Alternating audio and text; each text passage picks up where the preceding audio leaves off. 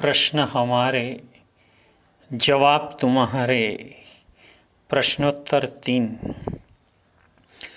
उसमें ऐसा बताया है कि साधर्मिक भक्ति को समझाने वाला कोई साधर्मिक है और वो साधर्मिक भक्ति करने का बताते हैं, तो क्या वो भी साधर्मिक है? तो वो खुद की भी भक्ति करने का लोगों को बताता है क्या? ऐसा प्रश्न था। उसका उत्तर ये है कि उसके मन में साधर्मिक भक्ति क्या चीज़ है वो समझाने का है। यानी कि साधर्मिक भक्ति नाम का जो धर्म है, वो धर्म को तराजू के एक पल्ले में रखा जाए और बाकी सब धर्म को दूसरे पलड़े में रखा जाए, तो साधर्मिक भक्ति का पलड़ा भारी रहेगा। यानी कि वो सबसे चढ़ियाता है, ऐसा भाव उसमें है। और कई जगह पर दोनों समान होता है, ऐसा बताया है। अगर ये बात कोई साधर्मिक अपने साधर्मिकों को समझा रहा है, तो वो खुद की साधर्मिक भक्ति लोगों करे यूँ समझ कर नहीं समझाते हैं, और समझने वाले भी ऐसा नहीं समझ रहे हैं। यानी कि ऐसा नहीं समझते हैं कि ये खुद की साधर्मिक भक्ति कराने के लिए ऐसा बोल रहे हैं। इसलिए खास ख्याल रखना कि जो कोई भी व्यक्ति वर्णन करती है तब वो खुद के लिए करती है, ऐसा हमें नहीं ही सोचना चाहिए, नहीं ही समझना चाहिए।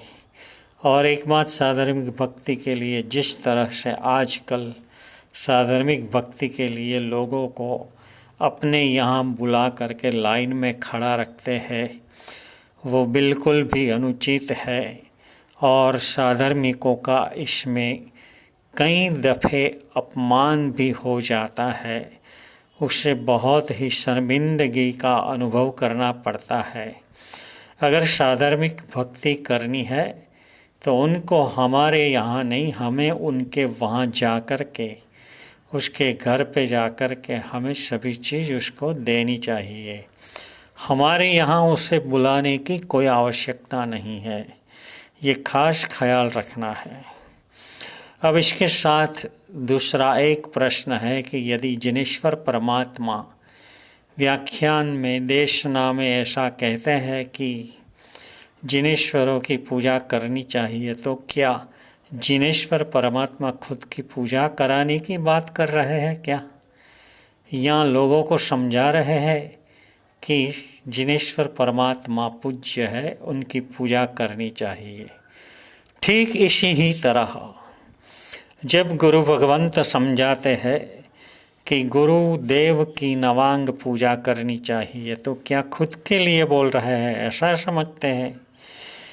ऐसा समझने वाले जो कोई भी है उनके लिए ऐसा कह सकते हैं कि मिथ्या दृष्टि के हाथ में गया हुआ सम्यक स्रोत भी मिथ्या हो जाता है, क्योंकि वो अलग रीत से ही उसको अर्थघटन में ले जाता है।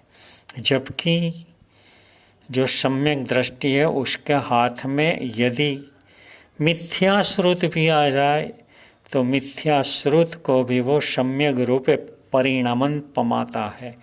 यानी कि उसका किस तरह से अर्थ करना है उसे सम्यक स्रोत समझ कर के नहीं स्वीकारता है, मगर इसमें सम्यक अर्थ कैसा है वो समझने का प्रयत्न करते हैं।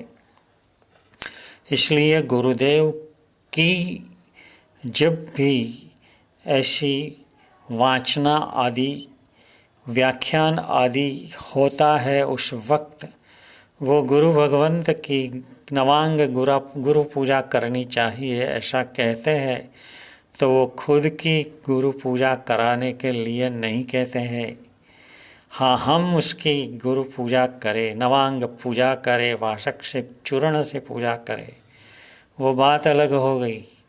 मगर वो खुद के लिए कहते हैं ऐसा अगर सोचोगे तो गुरु भगवंत तो ऐसा भी कहते हैं कि श्रावकों को साधु भगवंत के सुपात्र दान का लाभ लेना चाहिए।